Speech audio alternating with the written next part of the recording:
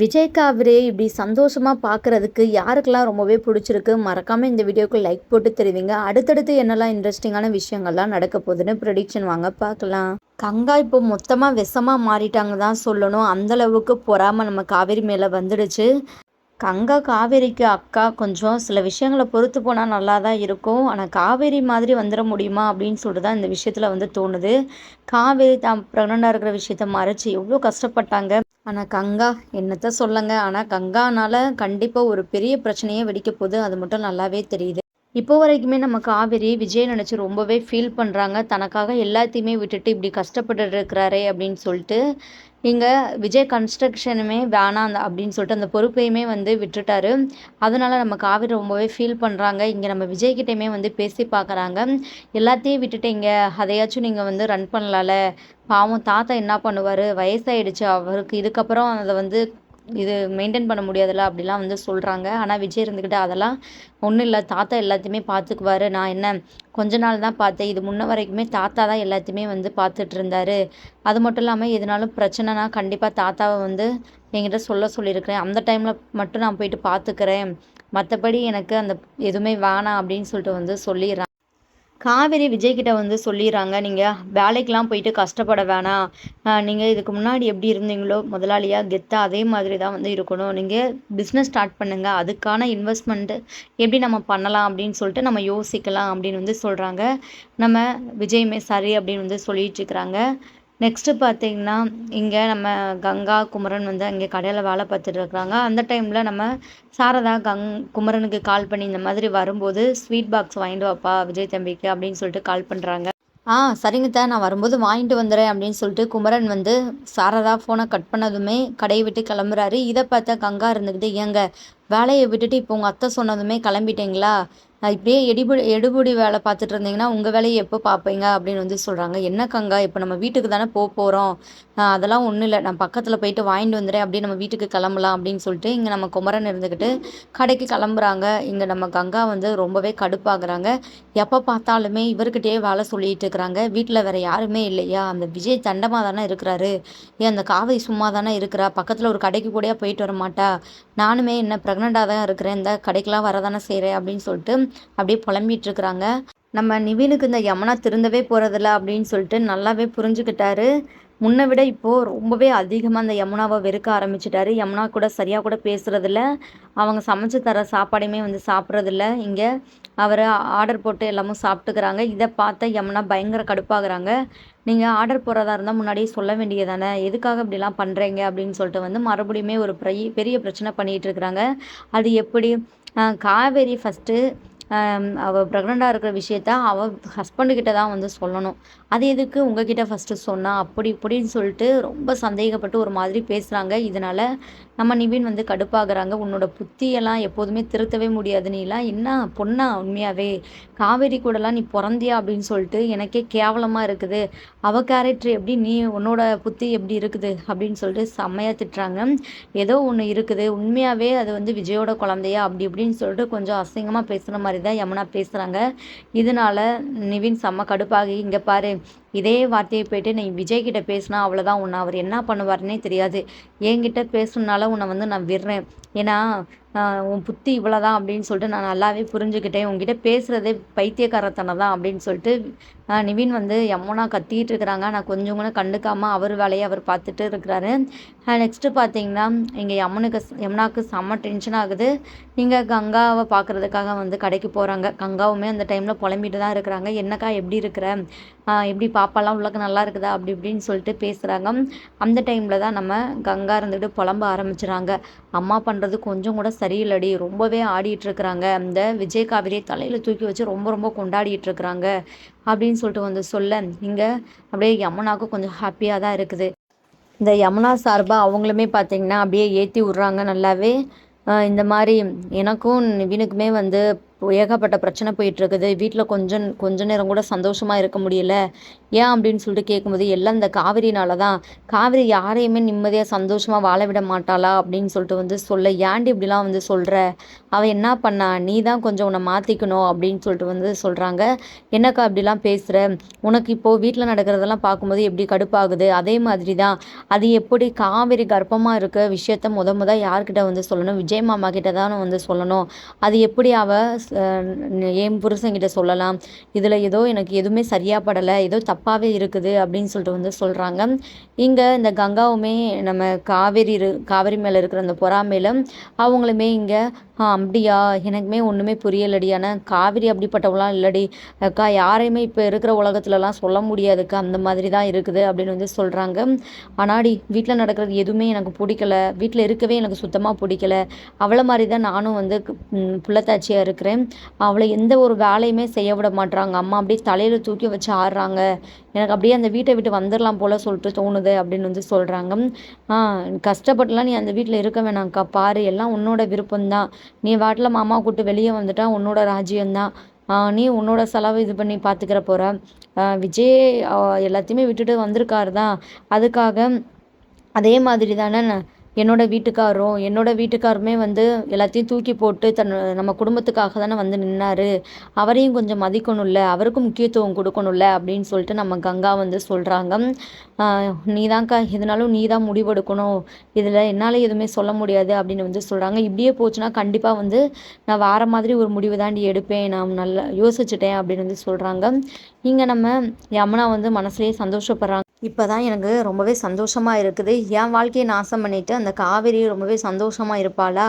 அவ நிம்மதியாவே இருக்கக்கூடாது அப்படின்னு சொல்லிட்டு, இந்த கேடுகெட்ட யமுனா வந்து யோசிச்சுட்டு இருக்கிறாங்க.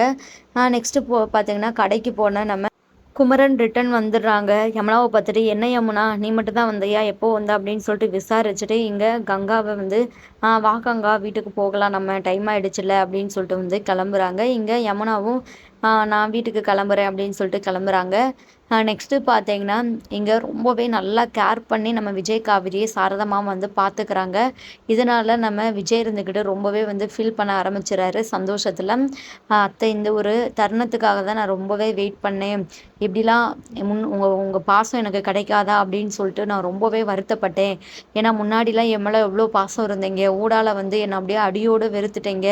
என்னை எப்போ இப்படி பார்த்துக்குவீங்க அப்படின்னு சொல்லிட்டு நான் ஒவ்வொரு நிமிஷமும் ரொம்ப ரொம்ப எதிர்பார்த்தேன் அத்தை. இப்போ அந்த விஷயம் நடந்தனால எனக்கு ரொம்பவே சந்தோஷமா இருக்குது. என் அம்மாவ நான் அப்படியே நேர்ல பார்க்குற மாதிரி இருக்குது அப்படின்னு வந்து சொல்றாங்க. ரொம்ப ரொம்ப நம்ம விஜய் வந்து எமோஷ்னல் ஆயிடுறாங்க. இன்னொரு பக்கம் நம்ம சாரதா இருந்துக்கிட்டு அவங்களுமே ரொம்பவே ஃபீல் பண்றாங்க. ஏதோ நடந்தது நடந்துருச்சுப்பா. ஏதோ புரிஞ்சுக்காம நான் பண்ணிட்டேன். உங்கள ரொம்பவே கஷ்டப்படுத்திட்டேன். தயவு செஞ்சு என்ன மன்னிச்சிடுங்கப்பா. இதுக்கப்புறம் நான் உங்க அம்மா ஸ்தானத்துல தான் எப்போதுமே இருப்பேன். எப்போதுமே உங்கள வெறுக்க மாட்டேன். உங்கள மாரி ஒரு பையன் வந்து காவேரிக்கு தேடுனா கூட வந்து கிடைக்கவே மாட்டான். அப்படிப்பட்ட சொக்க தங்கம்ப்பா நீங்க அப்படின்னு வந்து சொல்றாங்க.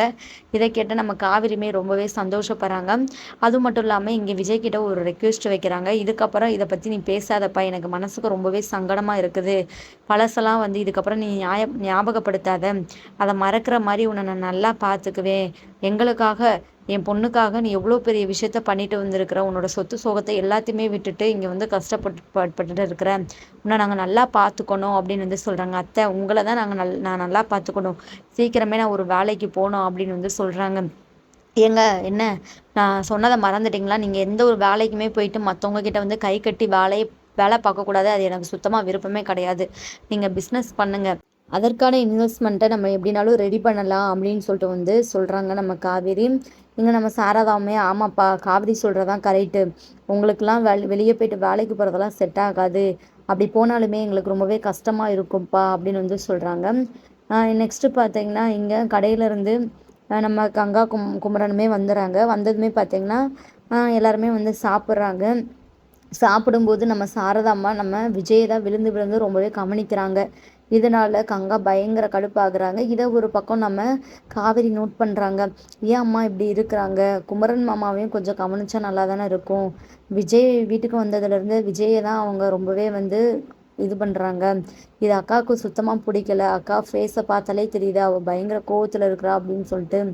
அந்த மாதிரி அவங்க நினச்சிக்கிறாங்க. உடனே நம்ம காவேரி இருந்துக்கிட்டு, அம்மா குமரன் மாமாவுக்கு வைமா பரிமாறுமா, என்னம்மா அங்கே பாரு சாப்பிட்டு முடிச்சிட்டாங்க அப்படின்னு சொல்லவும், இங்கே ஏய் கங்கா என்ன நின்றுட்டு தானே இருக்கிற, வந்து வை குமரன் தம்பிக்கு அப்படின்னு வந்து சொல்கிறாங்க. இங்கே அப்படியே மனசுக்குள்ளேயே வந்து திட்டிக்கிட்டே வந்து, ஏன் அந்த மருமகனுக்கு மட்டும்தான் பரிமாறுவாங்களோ, நம்ம புருஷனுக்கு நம்மளே வந்து பரிமாறணுமா அப்படின்னு சொல்லிட்டு வந்து அவங்க வந்து எல்லாம் செஞ்சிட்ருக்குறாங்க. நெக்ஸ்ட்டு பார்த்தீங்கன்னா எல்லாருமே சாப்பிட்டு முடிச்சுட்டு இங்கே பால்கனியில் வந்து விஜய், காவேரி, குமரன் எல்லாருமே பேசிகிட்டு இருக்கிறாங்க. அந்த டைமில் நம்ம கங்காவுமே வராங்க. எல்லா வேலையுமே முடிச்சுட்டு வர்றதுக்கு அவங்களுக்கு கொஞ்சம் லேட் ஆகிடுது. ரொம்பவே கடுப்பாகி தான் வராங்க. கங்கா கிட்ட வந்து பார்த்தீங்கன்னா நம்ம காவேரி வந்து பேச்சு கொடுக்குறாங்க, என்னக்கா இப்போ தான் வரையா அப்படின்னு சொல்லிட்டு. உடனே காவேரி கிட்ட கங்கா ஒரு மாதிரி பேசிடுறாங்க, அம்மா உன்ன மாதிரி நான் எனி டைம் ரெஸ்ட் எடுத்துட்டா இருக்கிறேன், கடைக்கு போகிறேன் மாமாவோட, அங்கே போயிட்டு அவருக்கு ஹெல்ப் பண்ணுறேன், இங்கே வீட்டுக்கு வந்துட்டு இங்கேயுமே வேலை செய்கிறேன், ரெஸ்ட்டே இல்லை, இப்போ தான் வேலை எல்லாமே முடிச்சுட்டு வர கொஞ்சம் டைம் ஆகிடுச்சு அப்படின்னு சொல்லிட்டு கொஞ்சம் இதாக வந்து சொல்லவுமே இங்கே நம்ம காவேரிக்கு ஒரு மாதிரி ஆகிடுது. ஏன்க்கா என்கிட்ட வந்து நீ சொல்லியிருந்துருக்கலாம்ல, நானும் உனக்கு ஹெல்ப் பண்ணியிருப்பேல அப்படின்னு வந்து சொல்கிறாங்க. ஆமாம், நீ இப்போ வந்து மகாராணியாச்சே, அம்மா உன்கிட்ட எந்த வேலையுமே சொல்லாது, எல்லா வேலையுமே நான் என்னதான் என்கிட்ட தான் வந்து சொல்லுது அப்படின்னு வந்து சொல்கிறாங்க. இங்கே நம்ம காவேரிக்கு கொஞ்சம் புரிஞ்சுக்க முடியுது, அக்காவுக்கு இதெல்லாம் சுத்தமாக பிடிக்கல, அம்மா கிட்ட ஃபஸ்ட்டு இதை பற்றி பேசணும் அப்படின்னு சொல்லிட்டு, சரிக்கா இனிமே வந்து நீ தனியாலாம் வேலை செய்யாத, என்னையும் கூப்பிடு அப்படின்னு வந்து சொல்கிறாங்க. சரி அப்படின்னு சொல்லிட்டு நம்ம கங்கா வந்து நடக்கிற விஷயங்கள்லாம் யோசித்து கொஞ்சம் ஃபீல் பண்ணிட்டு நிற்கிறாங்க. அம்மா எதுக்கு இப்படிலாம் பண்ணுது, வர வர குமரன் மாமாவுக்கு மரியாதையே கொடுக்க மாட்டுது, முக்கியத்துவமே கொடுக்க மாட்டுது அப்படின்னு சொல்லிட்டு கொஞ்சம் யோசித்து ஃபீல் பண்ணிட்டு நிற்கிறாங்க. நெக்ஸ்ட்டு பார்த்தீங்கன்னா காவேரி வந்து இருங்க நீங்கள் பேசிகிட்டு இருங்க, நான் அந்த உள்ளக்க போயிட்டு வரேன் அப்படின்னு சொல்லிட்டு வீட்டுக்குள்ளே போயிட்டு எங்கள் சாரதா கிட்ட வந்து பேசுகிறாங்க. அம்மா அவங்ககிட்ட பேசணும், என்னடி என்னாச்சு, எதுவும் வேணுமாடி சொல்லு, அம்மா வந்து செஞ்சு தரேன் அப்படின்னு வந்து சொல்கிறாங்க. அதெல்லாம் ஒன்றும் இல்லைம்மா, இங்கே பாரு, நீ கங்கா அக்கா கிட்ட எந்த வேலையுமே வாங்காத, ஏன் இப்போ என்ன ஆச்சு, இத்தனை நாளாக நீ தானே வேலை பார்த்துட்டு இருந்த, அவள் 2 நாள் வேலை பார்க்குறதுக்கு ரொம்பவே கஷ்டமாக இருக்குதா, உங்ககிட்ட என்ன கம்ப்ளைண்ட் பண்ணாலா, எதுவும் திட்டினாலா அப்படின்னு சொல்லிட்டு வந்து கேட்குறாங்க. அதெல்லாம் எதுவும் சொல்லலை, எனக்கே ஒரு மாதிரி இருக்குமா நீ அக்கா கிட்ட வேலை வாங்குறது, அக்கா மாமாவோட கடைக்கு போகிறா, இங்கே வீட்லேயே வந்து வேலை செய்கிறா, அவளுக்கு ரொம்பவே கஷ்டமாக தானே இருக்கும், நான் அப்போது வந்து என்னோட ஒரு இதுக்காக தானே உண்மையை மறைச்சி வச்சுருந்தேன், நீ என்கிட்ட வேலை வாங்கிட்ட ரொம்ப கஷ்டப்படுத்திட்டுலாம் வந்து ஃபீல் பண்ணுற, அதெல்லாம் ஒன்றுமே இல்லை, நான் வந்து அதை பிடிச்சி பண்ணுறேன், ஆனால் இப்போ வந்து நீ அக்கா கிட்ட எல்லா வேலையுமே வந்து கொடுக்குற, இதனால் அக்காவுக்கு உன் மேலே வந்து வெறுப்பு வந்துடக்கூடாதுமா அப்படின்னு வந்து சொல்கிறாங்க. ஏன்டி இப்படிலாம் பேசுகிற, ஆமாம் அக்கா இப்போ வர வர வந்து கொஞ்சம் இதாக தான் இருக்கிறா, அவள் முகத்தை பார்த்தாலே சந்தோஷமே இல்லை, ஏன்னா நீ வந்து இப்போது குமரன் மாமாவையுமே அந்த மாதிரி சரியாக வந்து கவனிக்க மாட்ற, அதெல்லாம் அவன் நோட் பண்ணுறா, அதனால் தேவையில்லாமல் குடும்பத்தில் வந்து பிரச்சனை உண்டாயிடக்கூடாதுல, நீ விஜய் வந்ததுலேருந்து விஜய் மட்டும்தான் நீ வந்து பார்க்குற, நல்லா முக்கியத்துவம் கொடுக்குற, அப்படிலாம் எதுவுமே வேணாம்மா, எங்களை வந்து நீ வந்து தலையில் தூக்கி வச்செல்லாம் இது பண்ண வேணாம், எல்லாத்தையும் சரிசமமாக பாரு, அப்படி நீ வந்து அவருக்கே முக்கியத்துவம் கொடுத்தேன்னா கண்டிப்பாக வந்து குடும்பத்தில் வந்து பிரிவு வந்துடும் அப்படின்னு வந்து சொல்கிறாங்க. இங்கே சாரதாமாவும் சரி காவேரி, இதுக்கப்புறம் வந்து நான் வந்து கொஞ்சம் என்னை மாற்றிக்கிறேன், ஏன்னா இத்தனை நாள் நம்ம விஜய் தம்பியை ரொம்பவே கஷ்டப்படுத்திட்டோமே அப்படின்னு சொல்லிட்டு தான் அந்த தம்பியை ரொம்பவே நல்லா பார்த்துக்கிறேன், என்ன குமரன் தம்பி இத்தனை நாள் நல்லா தானே பார்த்துக்கிட்டேன், இதை கூடயா கங்கானால் புரிஞ்சுக்க முடியாது அப்படின்னு வந்து சொல்கிறாங்க. ஆமாம், எல்லா டைமும் எல்லா பேரும் ஒரே மாதிரி இருக்க மாட்டாங்களாம்மா, நீ தான் கொஞ்சம் புரிஞ்சுக்கு நடந்துக்கணும் அப்படின்னு வந்து சொல்கிறாங்க. சரி காவேரி நீ சொல்லிட்டல, இதுக்கப்புறம் நான் வந்து சரியாக நடந்துக்க ட்ரை பண்ணுறேன் அப்படின்னு வந்து சொல்கிறாங்க. அடுத்து மறுநாள் பார்த்தீங்கன்னா இங்கே நம்ம கங்கா இருந்துக்கிட்டு ஹாஸ்பிட்டல் போகிறதுக்காக சாரதா கிட்ட வந்து பேசுகிறாங்க. அதே டேட்டில் தான் நம்ம காவேரியுமே வந்து ஸ்கேன் பண்ணுறதுக்காக வர சொல்லியிருக்கிறாங்க, 5வது மாத ஸ்கேனு. உடனே நம்ம சாரதா இருந்துக்கிட்டு, இங்கே பாரு கங்கா, இது வரைக்கும் நான் உங்ககிட்ட வந்தேன், பாவம் காவேரி வந்து தனியாக தான் ஹாஸ்பிட்டல்லாம் போயிட்டு வந்தா, இந்த தடவை நான் அவளை கூட்டிகிட்டு ஹாஸ்பிட்டல் போயிட்டு வரேன், அப்புறம் வந்து உன்னை வந்து கூட்டிகிட்டு போகிறேன், உங்க கூட வரேன் அப்படின்னு வந்து சொல்லிடுறாங்க. உடனே நம்ம காவேரி இருந்துக்கிட்டு, ஏமா தனித்தனியாக போகணும், எல்லா பேரும் சேர்ந்தே போகலாம் அப்படின்னு வந்து சொல்கிறாங்க. இல்லை சேர்ந்து போனால் ரொம்பவே டைம் ஆகும், பரவாயில்ல, நீ வந்து ஒருத்தருக்கு பார்த்துட்டு இன்னொருத்தவங்களுக்கு ரொம்ப வெயிட் பண்ணணும், சாப்பிட முடியாது செய்ய முடியாது, அதனால் நான் உன்னை கூப்பிட்டு போயிடுறேன், இன்றைக்கி இல்லை நாளைக்கு வந்து நான் கங்காவை கூப்பிட்டு போகிறேன் அப்படின்னு சொல்லிட்டு வந்து சொல்கிறாங்க. அப்போவே கங்காவுக்கு பயங்கர கோவம் வருது, கண்ட்ரோல் பண்ணிட்டு இருக்கிறாங்க. இங்கே நம்ம கங்கா கிட்ட வந்து உனக்கு தேவையான ஜூஸ் எல்லாமே வந்து ரெடி பண்ணி வச்சுட்டு தான் போகிறேன், நீ பார்த்துக்கோ சரியா, கடைக்கு போயிட்டு வந்து சாப்பிடு அப்படின்னு வந்து சொல்லிட்டு இங்கே நம்ம காவேரியை கூப்பிட்டு போகிறாங்க. கூடவே நம்ம விஜயுமே வராங்க. கங்கா அப்படியே ரொம்ப ரொம்ப புலம்பிகிட்டு இருக்கிறாங்க, அம்மாவுக்கு இப்போலாம் நம்ம மேலே பாசமே இருக்கிறதில்ல, இருக்கட்டும் பார்த்துக்கலாம் அப்படின்னு சொல்லிட்டு இங்கே காவேரிக்கு ஸ்கேன் பண்ணிட்டு இருக்கிறாங்க. கூடவே நம்ம விஜய் இருந்துட்டு எல்லாமும் பார்த்துட்டு இருக்கிறாங்க. அப்புறம் ரிப்போர்ட் வரங்காட்டிக்கும் பார்த்தீங்கன்னா, நம்ம விஜய வந்து வெயிட் பண்ண சொல்றாங்க. அடுத்து டாக்டர் வந்து சாரதாம்மா, விஜய் 2 பேத்தையுமே வந்து டாக்டர் ரூமுக்கு வர சொல்றாங்க. அங்கே பார்த்தீங்கன்னா, ஒரு மிகப்பெரிய சர்ப்ரைஸ் தான் நம்ம காவேரியோட ஃபேமிலிக்கு. இந்த மாரி காவேரி வயித்துல இருக்க குழந்தை வந்து ஒரு குழந்தை கிடையாது, 2 குழந்தை ட்வின்ஸ் அவங்களுக்கு அப்படின்னு வந்து சொன்னதுமே, இங்கே விஜய் பயங்கர சந்தோஷத்துல துள்ளி குதிக்கிறாரு. இன்னொரு பக்கம் நம்ம சாரதாம்மாவே ரொம்ப ரொம்ப சந்தோஷப்படுறாங்க. உடனே அந்த டைமே பார்த்தீங்கன்னா, நம்ம கங்காவுக்கு வந்து விஷயத்த வந்து சொல்றாங்க. இந்த மாதிரிடி அப்படின்னு சொல்லிட்டு சொன்னதுமே, இங்கே நம்ம கங்காவுக்கு அந்த அளவுக்குலாம் சந்தோஷம் கிடையாது. சும்மாவே காவேரியை தாங்குன்னு தாங்குறாங்க. இப்போ ரெட்டை குழந்தைனா சொல்லவா வேணும்? அவ்வளோதான், இதுக்கப்புறம் வந்து நம்மளை வந்து கொஞ்சம் கூட மதிக்கவே மாட்டாங்க அப்படின்னு சொல்லிட்டு வந்து அவங்க ரொம்பவே வருத்தத்தில் இருக்கிறாங்க. இங்கே காவேரி இருந்துக்கிட்டு அவ்வளோ சந்தோஷத்தில் இருக்கிறாங்க. என்ன நான் சொன்ன மாதிரி உங்களுக்கு ரெட்டை குழந்தை பெற்று கொடுத்துட்டேன், உங்களோட பொறுப்பு நீங்கள் தான் பார்த்துக்கணும். குழந்தை மேலே இருக்கிற பாசத்தில் என் மேலே இருக்கிற பாசம் குறைஞ்சது அவ்வளோதான் அப்படின்னு வந்து சொல்லிட்டு இது பண்ணிட்டு இருக்கிறாங்க. காவேரி தான் எனக்கு குழந்தை அப்படின்னு சொல்லிட்டு நம்ம விஜய் இருந்துக்கிட்டு காவேரிக்கு ஐஸ் வச்சுக்கிட்டு அப்படியே காவேரியை ஹக் பண்ணுறாங்க. இதை பார்த்த சாரதா ஆனந்த கண்ணீர் விடுறாங்க. இதே மாதிரி இவங்க 2 பேரும் ரொம்பவே சந்தோஷமாக இருக்கணும், குழந்தை குட்டியோட 100 வருஷம் நல்லா வாழணும் அப்படின்னு சொல்லிட்டு வந்து அவங்க ஆசீர்வாதம்லாம் பண்ணுறாங்க. நெக்ஸ்ட்டு ஹாஸ்பிட்டலை விட்டு வந்து கிளம்புறாங்க. இங்கே விஜய் வந்து நம்ம தாத்தாக்கு கால் பண்ணி விஷயத்த வந்து சொல்கிறாங்க. தாத்தா இதை கேட்டதுமே பயங்கர சந்தோஷப்படுறாங்க. அடுத்தது குமரன், நிவின் எல்லாருக்குமே வந்து கால் பண்ணி நம்ம விஜய் வந்து சொல்கிறாங்க. உடனே நம்ம நிவின் வந்து அப்படியா அப்படின்னு சொல்லிட்டு சந்தோஷப்பட்டு இங்கே கிளம்பி வராங்க. குமரனுமே பார்த்திங்கன்னா கடையிலேருந்து வீட்டுக்கு கிளம்பி வராங்க. இங்கே போகும்போதே பார்த்திங்கன்னா ரொம்பவே ஜாலியாக பேசிகிட்டே போயிட்டுருக்குறாங்க. 1க்கு 3 குழந்தை வந்து வரப்போகுதுமா ஒரே டைமில், நீ எப்படி சமாளிக்க போகிறியோ தெரியல அப்படின்னு வந்து இங்கே சாரதாமாவை வந்து காவேரி வந்து இது பண்ணிகிட்டு இருக்கிறாங்க. ஏண்டி எத்தனை குழந்தையா இருந்தாலும் நான் வந்து ஒரு ஆளை வளர்த்துருவேண்டி அப்படின்னு சொல்லிட்டு இங்கே நம்ம சாரதாமாவும் பயங்கர சந்தோஷத்தில் வந்து சொல்லிட்டு இருக்கிறாங்க. நெக்ஸ்ட்டு பார்த்தீங்கன்னா இங்கே நம்ம காவேரி வீட்டுக்கு வராங்க. எல்லாருமே வீட்டுக்கு வராங்க ஹாஸ்பிட்டல் போயிட்டு. அந்த டைமில் காவேரியை வெளியே நிற்க சொல்லிட்டு கங்காவை வந்து கூப்பிட்றாங்க. இங்கே நம்ம கங்காவுமே என்னம்மா என்ன சொல்லு அப்படின்னு சொல்லிட்டு கேட்கும்போது, போடி ஆரத்தி வந்து கரைச்சிட்டு வா, ஆரத்தி எடுத்து தான் காவேரி நம்ம வீட்டுக்குள்ளே அழைச்சிட்டு போனோம் அப்படின்னு வந்து சொல்கிறாங்க. இது என்ன புதுசு புதுசாக அம்மா பண்ணிகிட்ருக்குறாங்க அப்படின்னு சொல்லிட்டு நம்ம கங்கா கடுப்பாகி தான் போயிட்டு எல்லாமும் பண்ணிகிட்ருக்குறாங்க. ஆரத்திலாம் எடுத்துகிட்டு நம்ம காவேரி விஜயை வந்து வீட்டுக்குள்ளே அழைச்சிட்டு போகிறாங்க. இங்கே காவேரியை வந்து ரொம்பவே கேர் பண்ணி நம்ம சாரதாம்மா வந்து முன்னை விட அதிகமாக இது பண்ணி பார்த்துக்கிறாங்க. இங்கே பாரு, இதுக்கப்புறம் நீ வந்து சும்மா கூட நகலக்கூடாது, ரொம்பவே வந்து இதாக இருக்கணும், ரெஸ்ட்டு மட்டும்தான் நீ எடுக்கணும், எந்த வேலையுமே செய்யக்கூடாது, எல்லா வேலையும் நானும் கங்காவும் பார்த்துக்குறோம் அப்படின்னு வந்து சொல்கிறாங்க. உடனே இங்கே கங்காவோட முகமே மாறிடுது. ஆமாம், இவளுக்கு பணிவிடை செய்கிறதுக்கு தான் நான் இருக்கிறேன்னா, வயிற்றுலேயும் குழந்தை இருக்குது, அதையும் கொஞ்சம் கூட யோசிச்சு பார்க்கவே மாட்றாங்க. சும்மாவே வந்து காவேரி தலை மேலே தூக்கி வச்சு ஆடிட்டு இருந்தாங்க. இப்போது இவளுக்கு ரெட்டை குழந்தை வேற, சொல்லவா வேணும், பேசாமல் நம்ம இந்த வீட்டை விட்டு போகிறது தான் நல்லது அப்படின்னு சொல்லிட்டு இங்கே நம்ம கங்கா வந்து ஒரு மாதிரி யோசிச்சுட்டு இருக்கிறாங்க. இங்கே நம்ம கங்கா ஒரு மாதிரி யோசிச்சுட்டு பார்த்த காவேரி இருந்துக்கிட்டு, ஏம்மா அப்படிலாம் ஒன்றும் இல்லை, வீக்காக இருந்தால் மட்டும்தான், ஹெல்த் வீக்காக இருந்தால் மட்டும்தான் எந்த வேலையும் செய்யக்கூடாது, என்னோட உடம்பு ரொம்பவே ஆரோக்கியமாக தான் இருக்குது, சும்மா நான் ரெஸ்ட்லாம் எடுத்துகிட்டு இருக்க முடியாது, நான் எல்லா வேலையுமே செய்வேன் அப்படின்னு வந்து சொல்கிறாங்க. நெக்ஸ்ட்டு பார்த்தீங்கன்னா இங்கே நிவினுமே வந்து கிளம்பி வந்துடுறாங்க. நிவின் வந்துட்டு இங்கே நம்ம விஜய்கிட்ட வந்து ஜாலியாக பேசிகிட்டு இருக்கிறாங்க. இங்கே குமரன் எல்லாருமே வந்துடுறாங்க.